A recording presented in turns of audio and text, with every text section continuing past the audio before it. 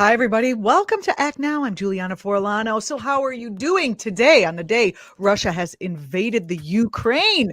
I don't know about you, but it's a very uncomfortable day to be, what are we, like 1 second to midnight on the doomsday clock now? We're going to be talking with national security expert and distinguished fellow from the Quincy Institute, and one of my favorite guests that I ever have, Joe Cirincione, is joining us to talk about the potential for a nuclear disaster, be it an accident, be it on purpose, be it a war, starting with what's happening between the U.S. and Russia and the other countries and the Ukraine. But first up, we're going to be talking with Egberto Willies, author of It's Worth It, How to Talk to Your Right-Wing Relatives, Friends, and Neighbors, and another book, As I See It, Class Warfare, The Only Resort to Right-Wing Doom, along with other books. He's also the host of Politics Done Right on KPFT 90.1, the Pacifica channel, the Pacifica Network down in Texas. Guess what we're going to be talking about? So many headlines coming out of Texas, all that. So strap in, get ready, get your popcorn, get ready to type your angry responses or your shouts of support into our chat boxes, share, etc. It's all coming at you right now.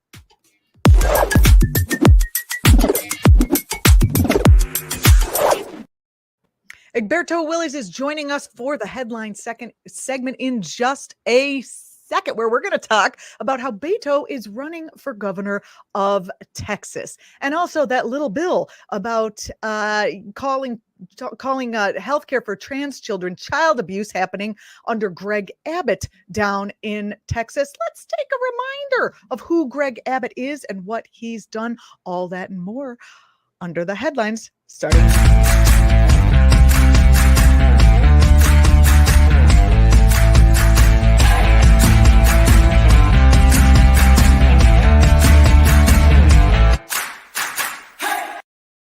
Egberto, welcome to the program. Well, thank you so kindly for having me, Juliana. Long time no see. It's great to be on your show. And I tell you what, your music kind of got me. I don't dance, and it actually wanted me to dance. Oh, I love that. I love hearing that. Bring a little joy on an otherwise uncomfortable day, let's call it. We were talking right before this about how it's a hard day to be funny. Yes, it's hard to be funny. And then sometimes you wonder, though, if you don't want to add a little bit of funny to your folk just so that they'll be able to absorb all that's going on right now, because there's a hell of a lot going on, Juliana. And you have a great person coming on to speak after that's going to really put a lot of the seriousness into perspective. And I think you want to draw those people in with the way, only you can do it. Thank you very much. And that's another reason I wanted to have you on the program. And I'm very happy that you're here coincidentally today after what started happening in Texas with that bill about making healthcare for trans kids considered child abuse. Can you talk? Well, so for anyone who didn't know what was going on here, Greg Abbott, who basically he's the same guy who signed into law one of the nation's strictest abortion measures, banning procedures as early as 6 weeks into pregnancy, is now gone off the rails when it comes to trans kids. Can you talk about what he's done? Oh, absolutely. The way we have. By the way, I need to tell everyone, you are in Texas. You live there. You are living the horror. In Texas. I vote in Texas. I support my Texans that are doing the right thing, not Greg Abbott and the others. But answering your question, first of all,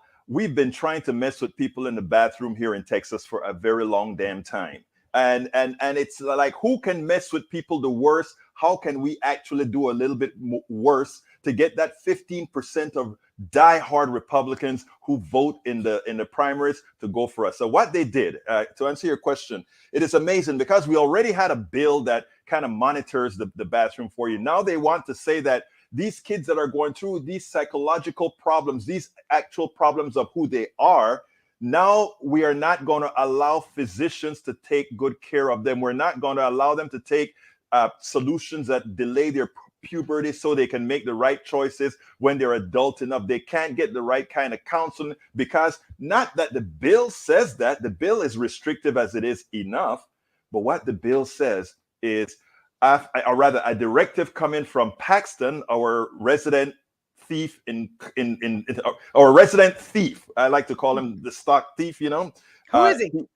Paxton, Greg Paxton, the attorney, Oh, he decided to write a memo that right. says this is how this bill is to be implemented. And how is this supposed to be implemented? We're going to stop Texas doctors from treating these kids who may have problems. You try to treat them, we may throw you in jail. I don't write the law, but we may throw you in jail. Yeah. And I mean, it's not even necessarily a problem. It's just that they are going through something health related and they need attention. And I think it's so disgusting what Abbott is doing. Let's remind everyone who Greg Abbott is and what he's done in the past. I actually brought up a little while ago that it was Greg Abbott who caused Texans to be ripped off during the Texas electric grid failure. Talk about that.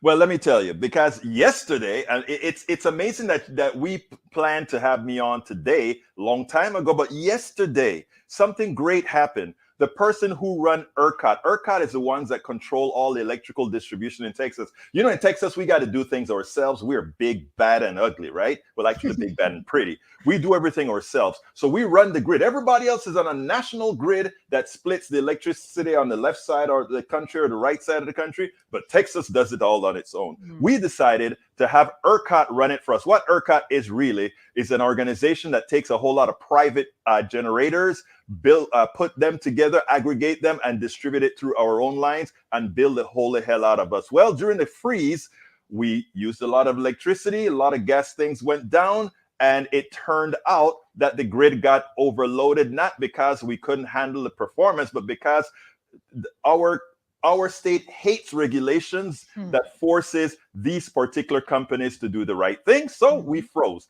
Now, what happened?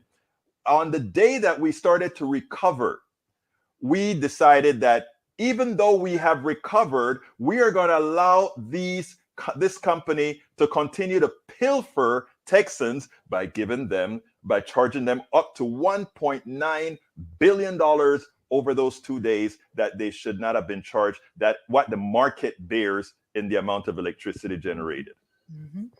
Well, Greg Abbott is also the governor who signed into law one of the nation's strictest abortion measures. I mentioned it earlier, banning procedure as early as 6 weeks into a pregnancy. Do you want to comment on what that is doing to Texans? Yeah, I mean, it's amazing. Texans right now, they're going north, they're going south. Well, if you live in South Texas, you're going to Mexico. If you live anywhere in the middle of Texas, you're kind of hosed, right? So you have to either go up north or whatever. But what this is let's call it what it is, right? It is an abortion bill for rich women. Because what it turns out to be is that we don't want to show our measly Texans that abortion is okay, but the wealthy ones, the ones who have kids in these wealthy schools, if they get knocked up, they can go ahead and fly somewhere, do it in secret in New York, or do it in secret in where you are, Connecticut, or one of these states, or Mexico, and then come back to the States. But the poor folk, the ones where abortion is an economical issue, because remember, as a woman, and I shouldn't be speaking, you're a woman, you know what I'm talking about. You're just about to say, yeah. It's an economic issue. Yes. So therefore, we have to realize that once we deny a woman's control of her own body, we're inflicting pain on her own personal economy. Is that right? You tell me. Or a lot of women do not want to bear a child into poverty. Why would you want to bear a child that you then have to watch suffer? The government doesn't support the children. They don't support, they're trying to rip away public education. They're trying to rip away any kind of food assistance, electrical assistance. They can just freeze in the storm, but you can't have an abortion. It's insane. It is crazy, but that's what we have in Texas. But the thing about it is, Juliana, is this. Most Texans do not support all of this. But unlike other states, everybody talk about voter suppression in Texas. First of all, voter suppression is real because they make it difficult. They don't do it in the olden days that we did with Jim Crow or anything. They just make it difficult. I'm here in DC for a while, taking care of my daughter who had a stroke. And interestingly, we registered to vote. Both of us did. Thank you. We both registered to vote. And in little letters, they said, after you fax your app in, you still have to mail it in. It must get here within 4 days. So an experienced voter like myself, trying to vote. They make it difficult. They make it difficult that if you have a Texas school ID, you can't use that as an ID. But if you have a gun permit, you can do it. Well, get your gun permit. Right, but it's funny because most ridiculous. Progressives, a lot of them won't spend the time on gun permits, but we do know conservatives love their guns. So that's another way of making sure that you have a certain type of people voting. Fascinating. It's like death by 1,000 cuts. That's so interesting. I didn't know that. Thanks for bringing that to light. That's a magic word that you just said. Death by 1,000 cuts. That's it. Exactly right. Yeah. Well, Egberto, Willies, here's I think Greg Abbott is just positioning himself for a presidential bid. Your thoughts? Yes, he is. But I have to ask the question are these, we always talk about these guys not being necessarily as smart as they think they are. The country is not going in that direction as far as these draconian type of laws. I hope to God not.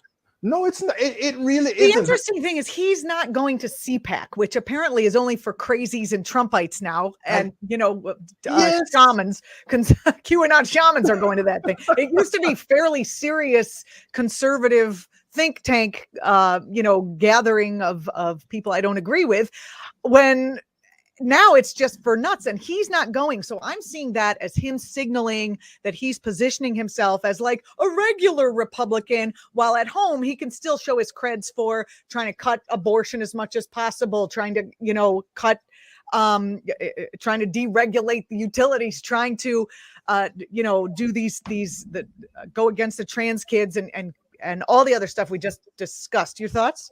Let me just put it this way, because I'm gonna throw that back at you. That's the importance of your show, right?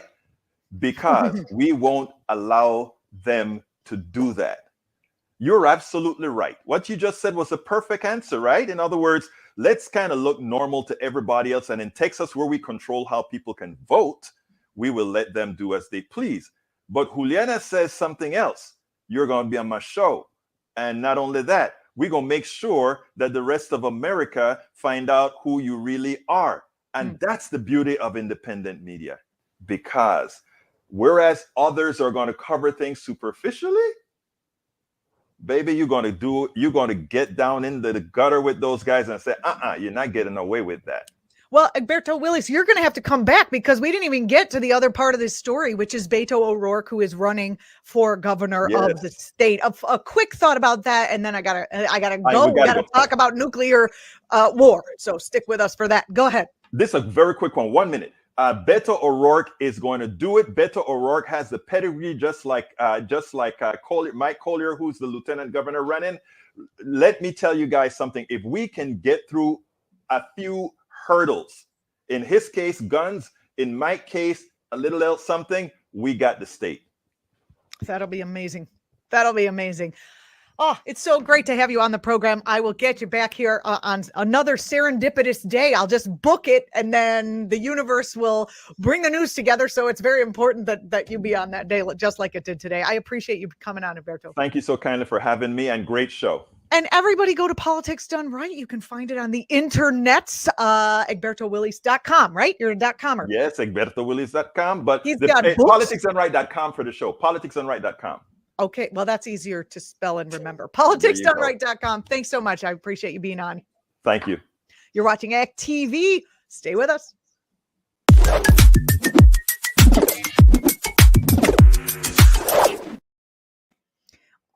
Coming up on the program, I'm very happy that, I booked this guest when we thought we were going to be talking about sanctions and potentials. And now that Russia has waged a full-out assault on the Ukraine, I'm very happy to have this national security expert and distinguished fellow from the Quincy Institute of Responsible Statecraft, Joe Cirincione, is joining me in this interview segment. Stay tuned.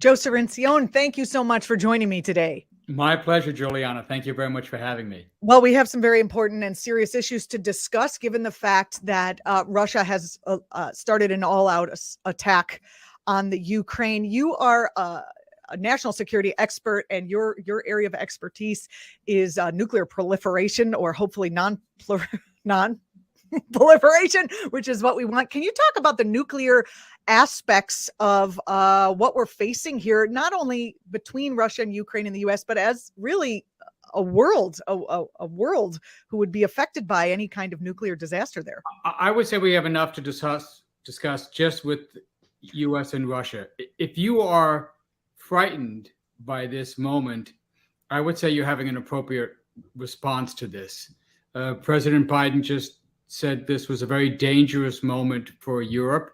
I would say it's a very dangerous moment for all of us.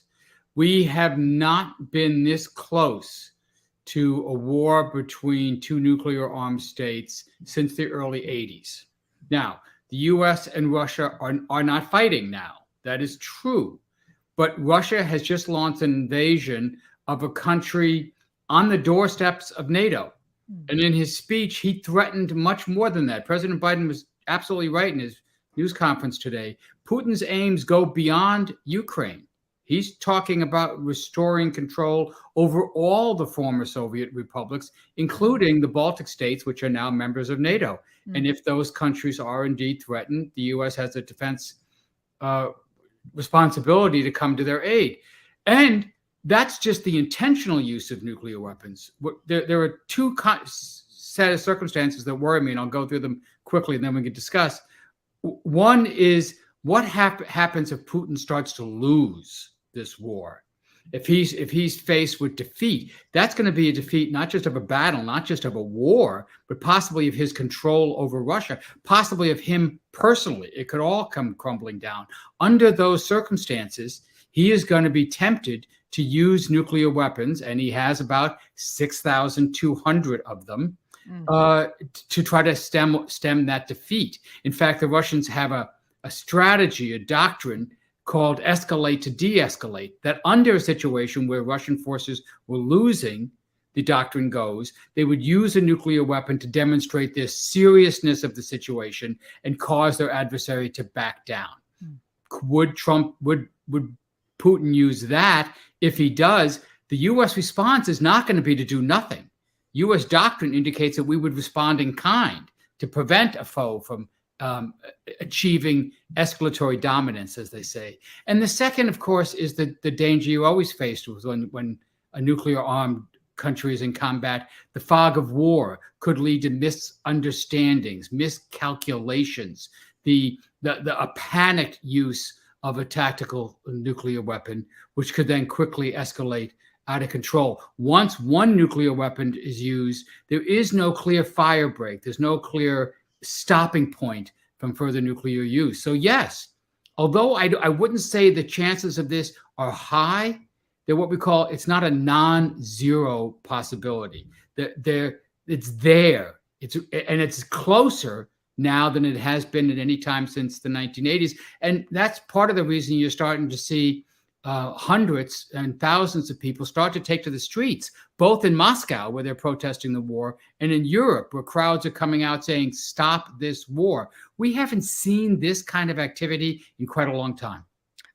Let's talk about the fact that in the news it's being reported today that Russian forces are going after and around the Chernobyl nuclear disaster site. Have you read anything about that, and can you comment on it? That is one of the strangest things that occurred today. I don't know why Russia is interested in seizing that site. It is a radioactive wasteland. It is fenced off from the rest of Ukraine. Remember, when that disaster happened, and if anybody saw the HBO special, this was a terrifying moment in Soviet history. When that happened, it was controlled by the Soviet Union. Well, since the breakup of the Soviet Union in 1991, it's under the control of Ukraine. But it is a radioactive wasteland.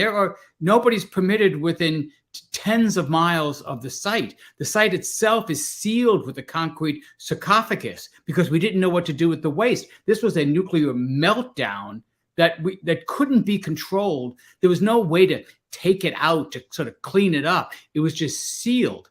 But for some reason, Putin's forces have seized it. It's unclear why. I mean, people are concerned about nuclear arms and nuclear war, but my understanding is the Ukraine is home to several nuclear reactors, and to me, it just seems like if Putin is going after Chernobyl, if he opens up the cement dome or whatever you just called it, that could be just as damaging as launching a strike. No, but it is damaging. I mean, what if he launches a strike into one of the nuclear reactors? This is not good. Oh, okay. Then you might. Well, if you intentionally sabotage a nuclear reactor one way or the other, that could lead to an enormous emission of radiation. That would be extremely dangerous. Yes. It still pales in comparison to a nuclear explosion, which radiation release is one of the byproducts of the explosion, the blast, the heat, the fire. So okay, thank you. That somehow makes me feel better, even though it's still horrible. Joe, talk about the fact that 18 days after former President Donald Trump lost the election, he and Mike Pompeo withdrew from the Open Skies Treaty. Can you talk about, there was a letter that showed that both Trump and Pompeo knew withdrawing from this treaty would only benefit Russia and would allow Putin to invade the Ukraine. It does suggest that this has been a long-term plan with some complicity from our own former leaders. This is a very interesting point, Juliana. We want to go look back at what Trump did in those 4 years and the number of agreements he withdrew from that benefited Russia more than we did. There was the INF Treaty, the treaty that Reagan and Gorbachev negotiated, banning intermediate range nuclear forces in Europe. Russia was cheating on it, which is true, but instead of enforcing it, Trump tore it up, pulled out. And that has allowed Russia to start developing longer range missile systems that now factor into this. He's talking about moving some of these weapon systems into European Russia, which could threaten the European countries. And the second is this Open Skies Agreement. This was an Eisenhower idea, and it basically allowed airplanes from the participating countries, there are about 30 members of this pact, including most of our European allies, allowed them to fly over Russia and for Russia to fly over Europe to observe military deployments for exactly the reasons we're just experiencing now, to avoid misunderstanding, to see what the other side was up to. Trump pulled out of it. He called it an obsolete force. We would like to have that now. We have satellites. The U.S. has satellites that can compensate for much of that surveillance capability, but a lot of our allies don't. They greatly benefited from the intelligence. It certainly allowed Putin to mask his intentions for longer than he otherwise could have. Yeah, he had 20,000 or however many thousand troops at the border. He's like, I am doing nothing. And now he's saying, of course, this is just about the Ukraine. I really haven't heard in the mainstream press people talking about how his intentions are really to further annex Eastern Europe. Well, it's in his speeches. If your listeners have not read some of those speeches, go Google it. Go look for text transcript Putin Ukraine, and you'll pull it up. It is quite a remarkable statement, and he goes through a long list of historical grievances, and one of those grievances is the breakup of what he insists were rightfully part of Russia. He doesn't consider these republics, Ukraine, Belarus, Latvia, Lithuania, Estonia, as truly independent countries. He considered these rightfully Russian, and he wants to reclaim them. What manner of insanity would someone with 6,000 or so nuclear weapons fight with someone? We have 5,000 some odd nuclear weapons. It would be mutual destruction on an enormous scale. They're not going to win if it's mutual destruction. Could you explain to me how these leaders are thinking and what they're thinking? And there's two aspects to this. And one is what's happened just in the past 10 years. You've seen a return in Russia and in the United States to some of the doctrines we had during the Cold War, where we felt that the NATO forces couldn't withstand a determined Warsaw Pact invasion. So we planned to use nuclear weapons early in that conflict to destroy invading Soviet tank armies streaming through the Fulda Gap, streaming into what was then West Germany. We abandoned all that. We created a much bigger fire break between conventional conflict and nuclear conflict. And that has been erased over the last 10 years because this theory of integrated deterrence, and if President Biden issues his nuclear posture review in the next couple of weeks, you'll see that term, integrated deterrence. And what it means is developing a continuity between use of conventional force, cyber weapons, and nuclear weapons. These are all designed to enhance deterrence, as the theory goes, so that the foe will know that there's no advantage in defeating your conventional weapons because these other weapons are standing ready to back them up. The flip side of that is you're erasing the fire break between conventional and nuclear. So you're making it more likely that we'll use nuclear weapons. And we've been developing nuclear weapons for expressly that purpose, lower yields to make them more usable. So not a giant hydrogen bomb that would destroy a city, a smaller atomic bomb that would destroy a port or a tank column. And there several of these were started by President Trump, a sea-launched cruise missile, a new air-launched cruise missile, putting low-yield tactical warheads on our subs for precisely this, supposedly to enhance deterrence. But when you get in a conflict like this, you see what a slippery slope it is, and you can see how Russia or the United States might end up in a conflict where they just say, well, look, we've already destroyed so much, what's a little more? And the second risk on this is the risk of accident. I'm not intending to use a nuclear weapon, but in the fog of war, in the heat of battle, of feeling so desperate that you, by misunderstanding, miscalculation, or madness, you start using a nuclear weapon. And once you start using one or two, all our war games show there's no clear fire break. There's no clear place where you stop using nuclear weapons. You keep thinking one more nuclear strike will end it. It doesn't. That is not an uplifting way to start my afternoon, Joe, but I do. Well, if we get through this, and I believe there's a reasonable chance we will, it really is going to be a moment for us to rethink how we got here. What was it about our policies, whether it was NATO expansion, not moving quick enough to reduce nuclear weapons, not engaging more strongly on nuclear arms talks, abandoning these nuclear guardrails that were erected during the Cold War, thinking we no longer needed them. Let's revisit all that and think about what we could have done better to prevent us from getting to this potentially disastrous moment. So you suggest that now is not the time for the left to just talk about why we should end NATO at this moment. We have to deal with the crisis first. Am I right? Oh, absolutely. I'm a fan of NATO. I don't think we should have expanded NATO, but I think it has been the most successful military alliance in history, but it has to change. It's now time to change it. And I would really caution against some of the talk you're already hearing in Washington today about getting Finland in NATO, getting Sweden in NATO, expanding NATO right up to even further up to the borders of Russia. If you thought the NATO expansion of the 1990s incited nationalist paranoia in Russia, imagine what that would do. That's where we got to rethink this and whether it's better to expand and strengthen the European Union, a non-military alliance, rather than one that exists solely for the purpose of military force against Russia at this point. You've been following this and in the trenches with this for years and years and years. Can you give us an idea of what you think President Biden's best moves would be at this point? And is he doing those? I think Biden is handling this as well as anyone can handle this.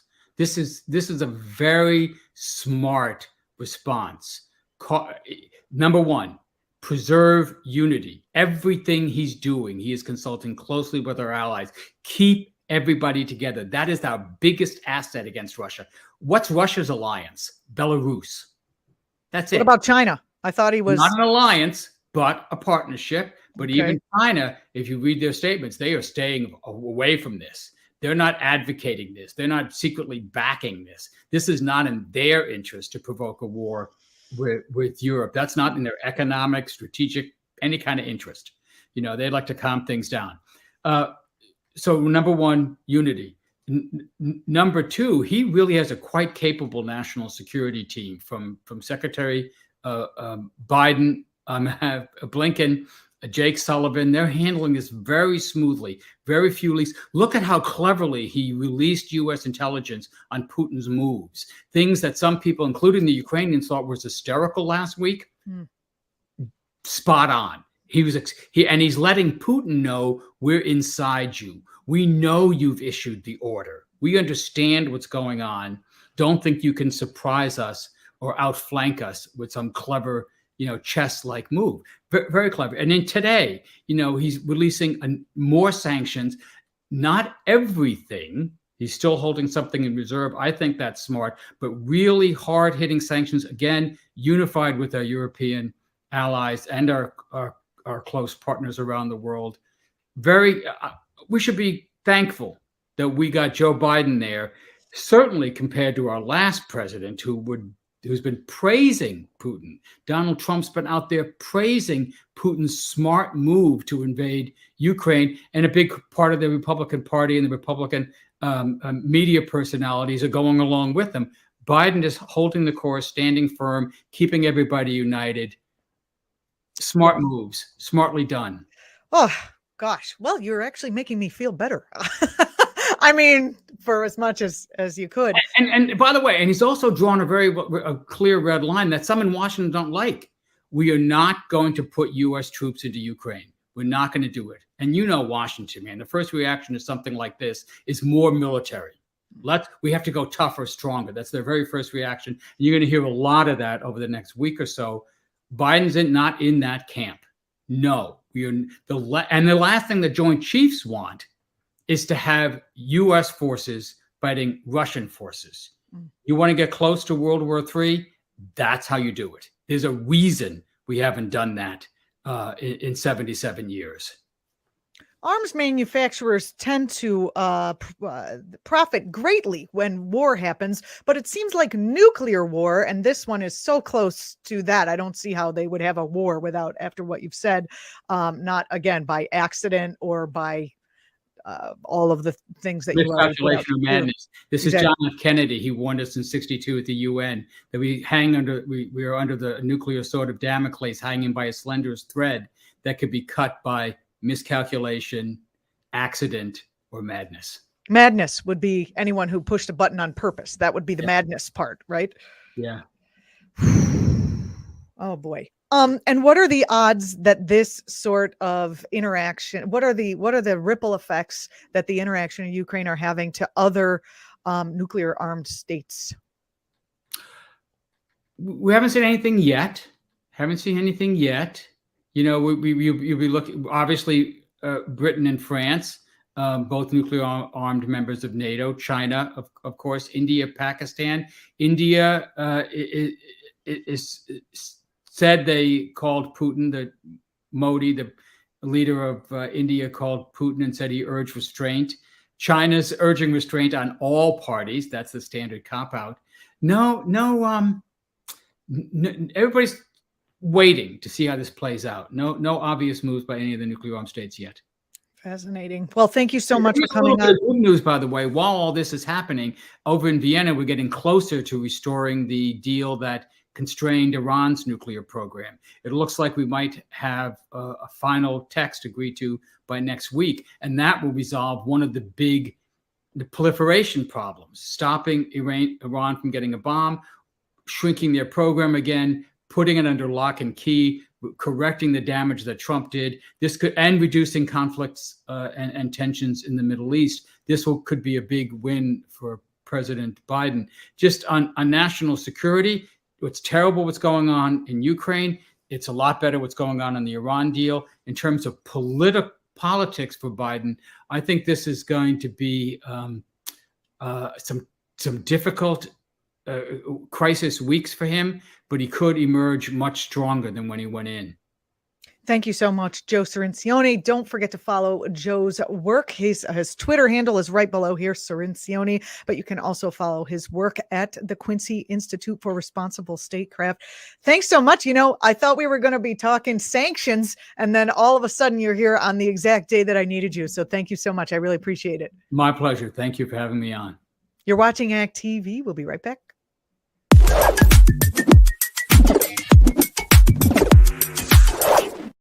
All right. What did you think? I kind of feel a little bit better. Kind of. I also, the surprising part for me was the idea that we have all these little nukes now. It's not just it's not your grandfather's nukes anymore, where they drop one big bomb on one big city and the whole thing explodes. Although I'm sure they still have that too. It's just more terrifying. I don't know how I feel about that. We'll think about it, and we're gonna continue to cover this issue. Obviously, what else do you need to know? Next week we have some elected officials who they're running for progressive elected office. One is a scientist. Wouldn't it be nice to have a scientist actually in office? I think that would be wonderful. Hey, I'm Julianna Forlano. Follow me on Twitter, follow ActTV across platforms. And John Carlo, do we have the commercial that I recorded for what we're doing on ActTV? I can see you. You can give me a thumbs up or thumbs down. We do? All right, let's play this commercial. It's time for a commercial break.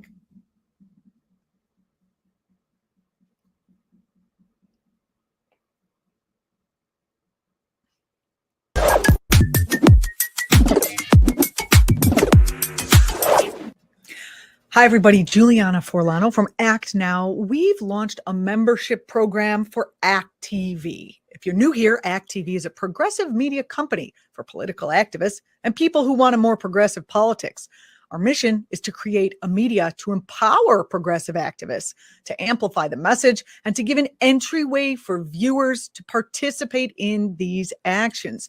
That is one reason we launched the membership program. When you sign up, you get the latest action info about the subjects that you hopefully care about, as well as information on what other things we're up to and how you can take part. You could become an ACT TV patron to help fund our work if you feel called to do so, and you can access special events. We believe active participation in democracy is important, and we also try to help facilitate that process. ACT TV has a long track record on the cutting edge of live streaming and social media, starting all the way back from Occupy Wall Street and other movement efforts, and we still are doing those things today, as you can see. Right now, the Trump-dominated corporate-controlled media landscape overpowers progressive voices. As we've seen over and over, even when progressives take to new media, the big tech algorithms marginalize the message or bury it, unless it serves some corporate purpose or is just another bunch of junk, but it gets views. We don't do that. So in our mission to create this media to empower activists, we have an uphill battle, and we need your help. Sign up to receive the latest about what we're up to and how you can learn to take part. You can also become an ACT TV patron to help fund our work and access special events. We are taking our work to the next level with this membership program, and we are jumping from online to TV sets. Stay tuned for more about that. Thank you for watching ACT TV. Thank you for whatever work you're doing to make this a more progressive and just society. And I look forward to seeing you on our platforms. And now on with the show.